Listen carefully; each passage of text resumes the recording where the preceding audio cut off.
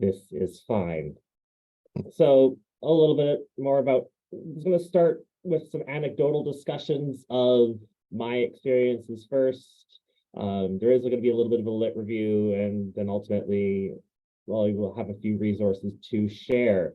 So to begin, I do want to begin with a land acknowledgement. I find myself on the island of Epicwich within the nation of Mi'kmaq, the ancestral, contemporary, and future home of the Mi'kmaq people. We're members of the Wabanaki Confederacy and signatories to the peace and friendship treaties with the British Crown.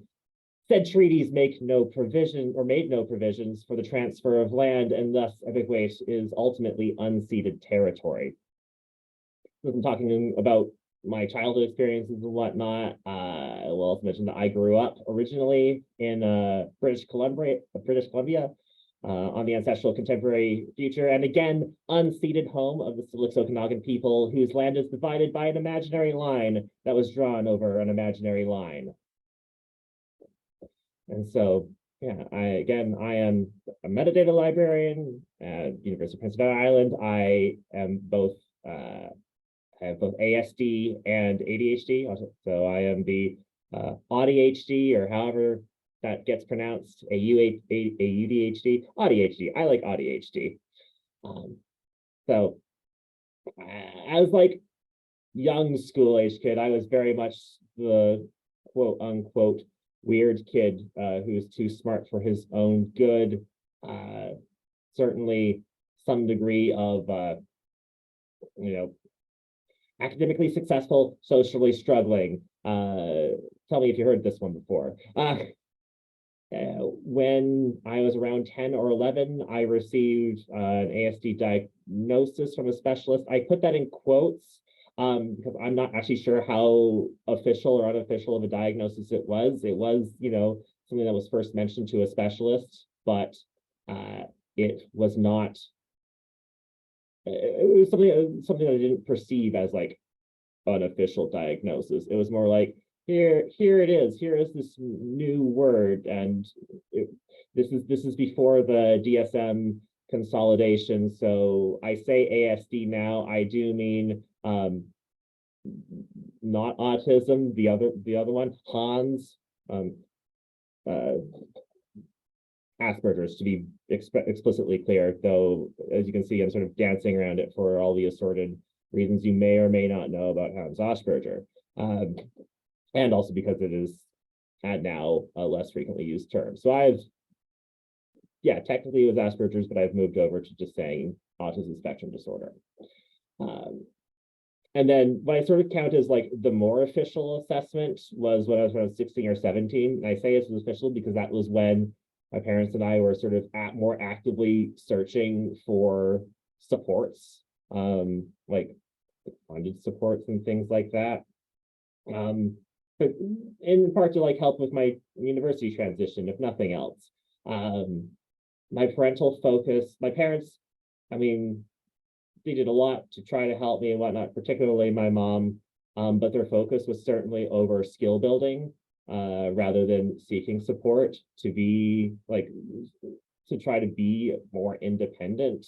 And so that was the focus on building support, not using autism, Asperger's as an excuse, and building resiliency rather than seeking support. So it was a lot of like pushing through struggles rather than learning how to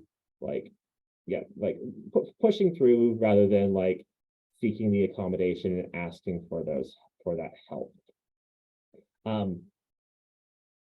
When I first attended university and then going into grad school, I didn't really seek supports. There were some initial conversations in my undergrad experience, but I settled in my groove. I found my niches, and as I put it, when it came to like writing papers and whatnot, I planned for procrastination and became incredibly appreciative of my ability to write a very strong first draft.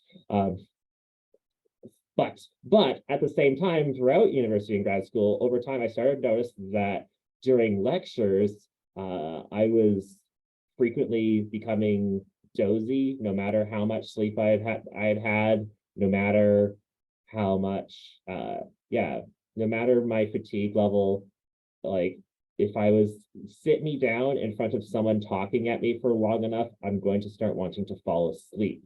We will come back to that.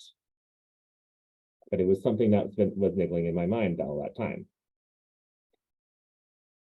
But now getting out of, like, moving, like transitioning out of undergrad, and so the intern time, summer vacations, jobs during work, jobs between undergrad and grad school, and then post-grad school, trying to get here. A lot of those workplace experiences, I mean, even to this day, even up until now, where I am still applying for jobs, I have struggled with what Santucci and Keating have titled the disclosure dilemma, and I am adopting that immediately, because I'm sure many of you have dealt with this question of to disclose or not to disclose, and even again recently with recent job things I'm working on. A key piece of advice that has stuck with me across advice from multiple people is don't. And sometimes I feel bold enough to try, and maybe very optimistically, very maybe things will be better, and then I don't get that position, and I wonder if that's why. But I mean, that is not to say that every time I have disclosed, I have not received that job. There are certainly a few times where I have managed to disclose and still get the position, but not every position has warranted it, because based on the skills that are needed. Not every position, context has been certainly very important in my factoring as to whether or not I disclose that I'm neurodivergent. Regardless of whether or not I disclose I am neurodivergent, and I've certainly in prior jobs faced challenges with stress management, with conflict management, occasionally time and project management, depending on some of the positions. Of course, a lot of these earlier positions are like more entry level retail, or like library student assistant positions that aren't like overly like stress management, conflict management, working with people. More of the issues that I've had to work with, those like social deficits and issues, rather than time management, project management,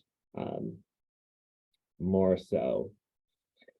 There's a reason I'm a metadata librarian, y'all, and it's because I love working with people. That's sarcasm sign. At the moment, I find myself at UPEI on a 2-year contract that is rapidly approaching its end, hence applying for further work. I didn't disclose my application. I didn't disclose when I first received the position. It came to a point, some stressful day, where I ended up disclosing to the other librarians, so my peer level colleagues, that I'm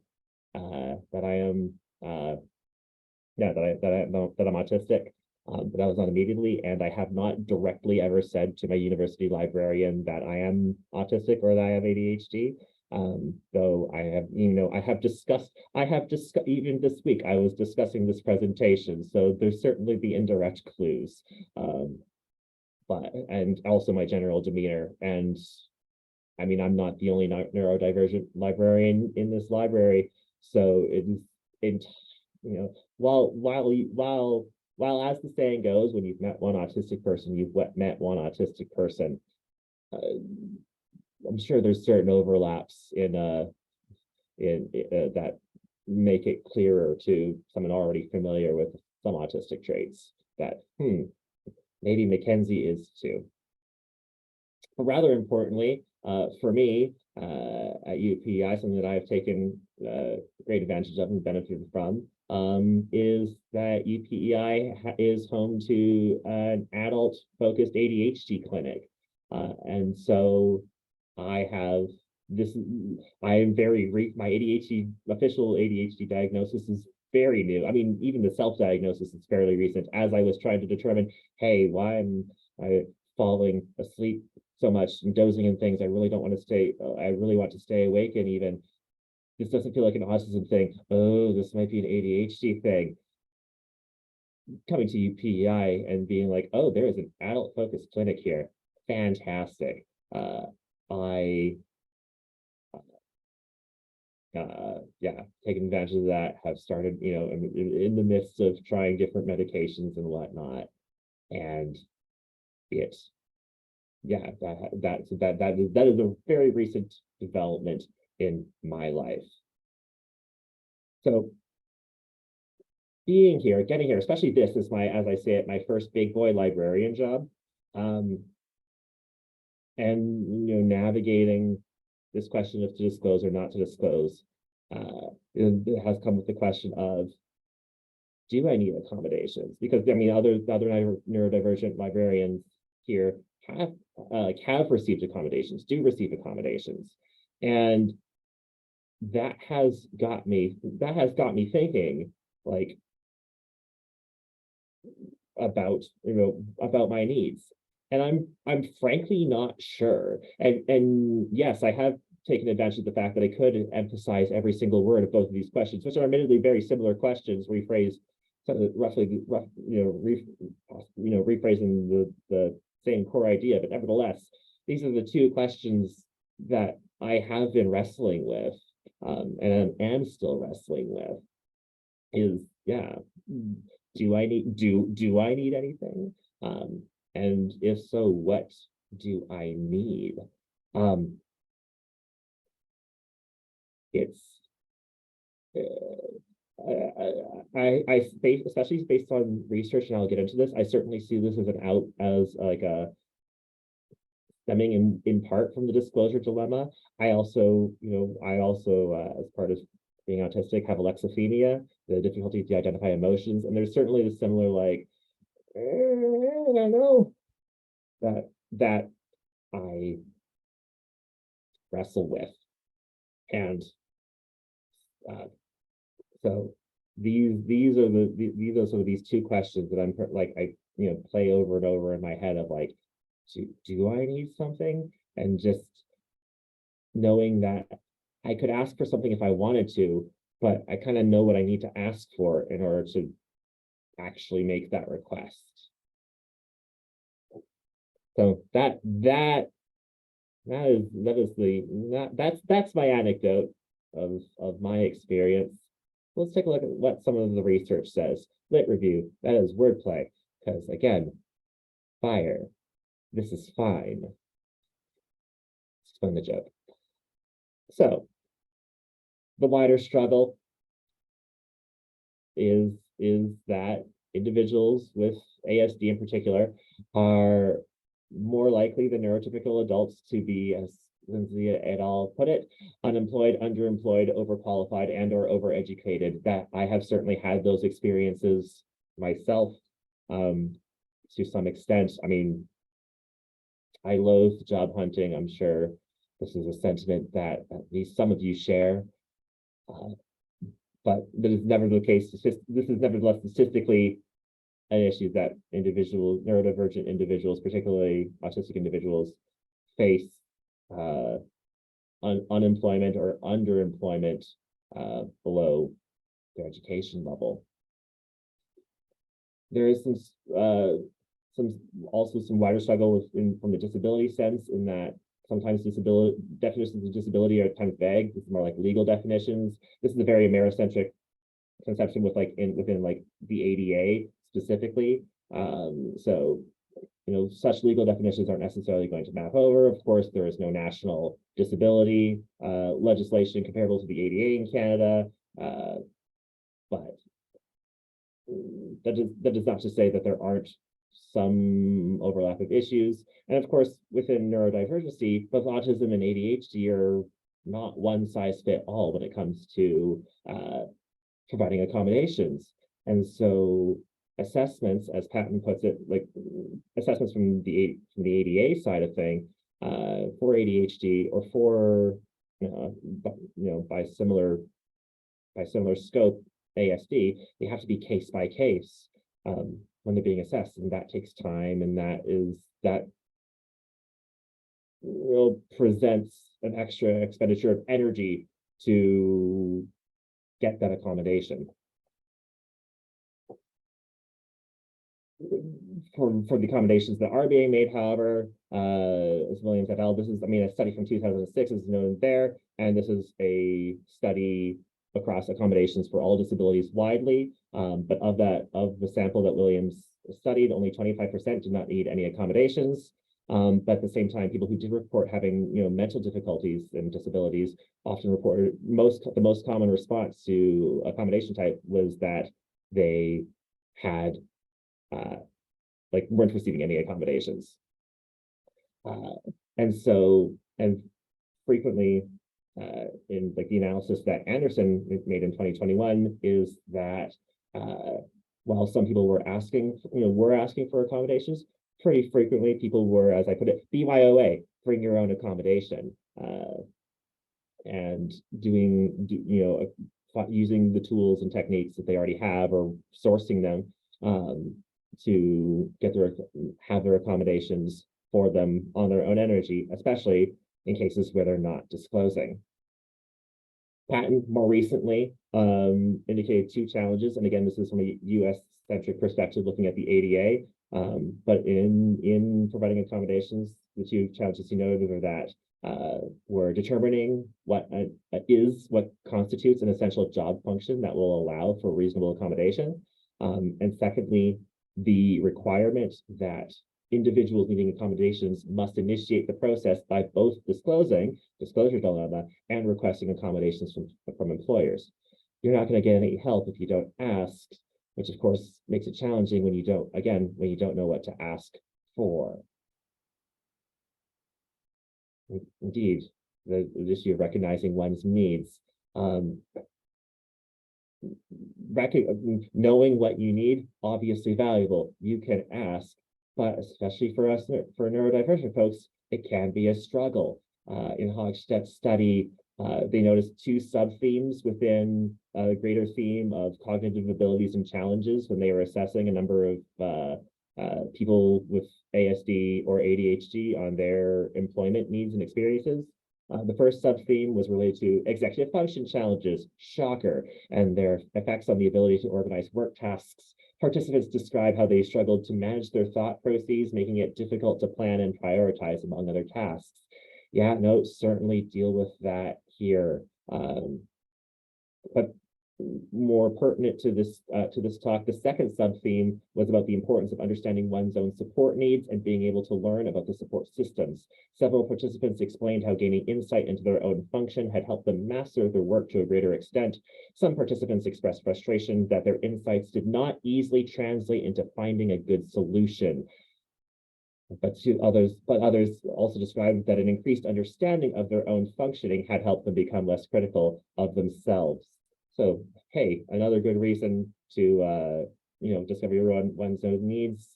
You become less critical of yourself because you know what you need. And I can certainly speak to that insofar as, my drive for self-understanding that has certainly fueled a lot of my own self-discovery and, by extension, self-advocacy. But another issue, again, that particularly ASD autistic people deal with is what Norris calls autobiographical recall, remembering things about yourself. And again, I certainly struggle with this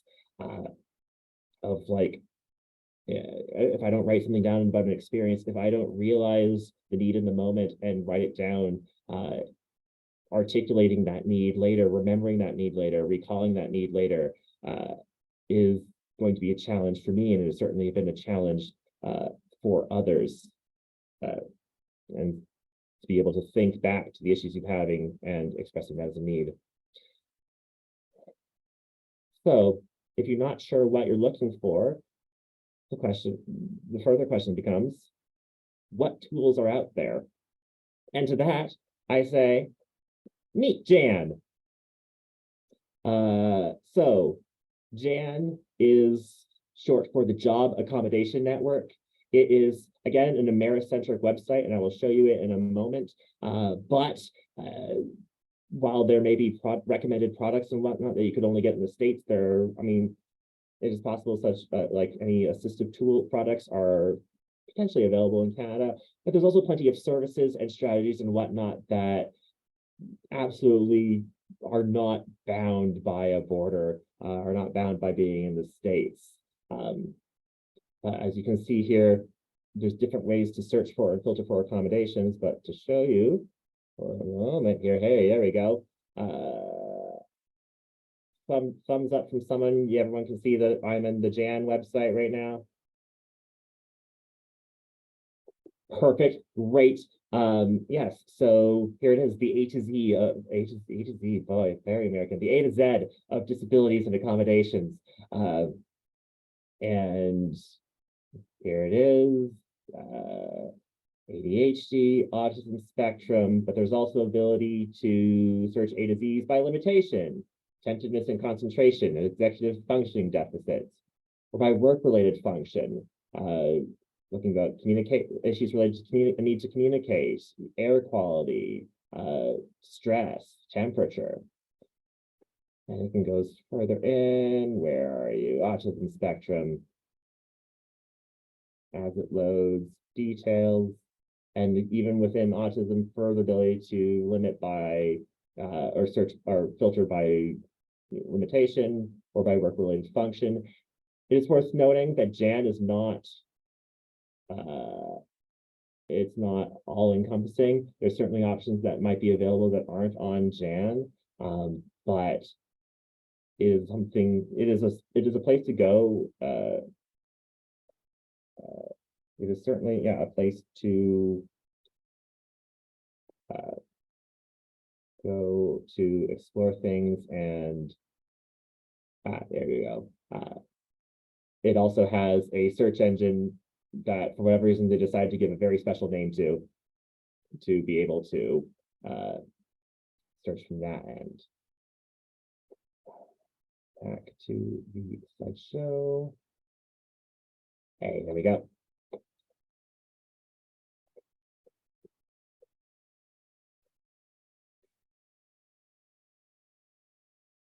Oh, oopsies.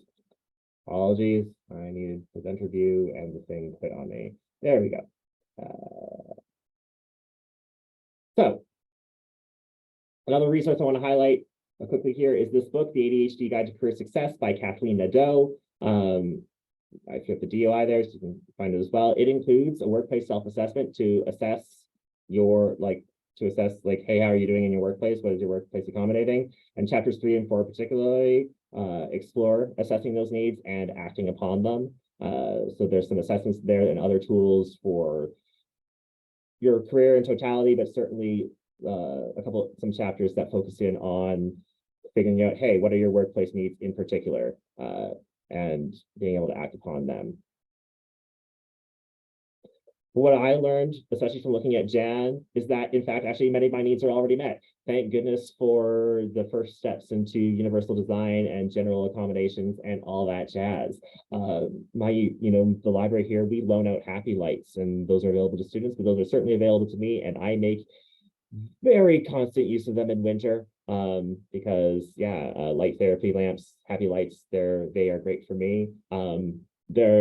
Not all the lights in my office are installed, so I don't have to deal with a full spread of fluorescent lights that are coming down on me. And I think that's a carryover from the prior occupant of this office making this accommodation request. I have a very flexible schedule at UPEI, which is great because sometimes I am very slow to get out of the door, and I will often be, 15 minutes late or half an hour late, and I just stay the equivalent amount of time later, and no one blinks an eye. It's not an issue for me. So that is a great way to accommodate my executive function, getting out the door in the morning and whatnot. And of course, as I previously mentioned, the very special thing about UPEI is that adult ADHD clinic that allowed me to go and get assessed without having to jump through hoops relating to ADHD so frequently being diagnosed based on symptoms of a child, which again, like issues with autobiographical recall. I first tried to get assessed for ADHD a couple years ago, back when I was still living in BC, and it was like, hey, can you remember like any prevalence of symptoms when you were a child? And it's like, so to be able to base be assessed based on more recent experiences has certainly been a benefit to me, and to have access to this clinic that is examining ADHD from very specifically the adult perspective. So yeah, a bit of that is all I have to say at the moment about the presentation. I hope if you are struggling to accommodate, like to figure out your accommodations, to figure out your needs, I hope you find Jan useful in particular. But yeah, here are my citations, page 1, and my citations, page 2, and I will open the floor to what questions I have the time to answer.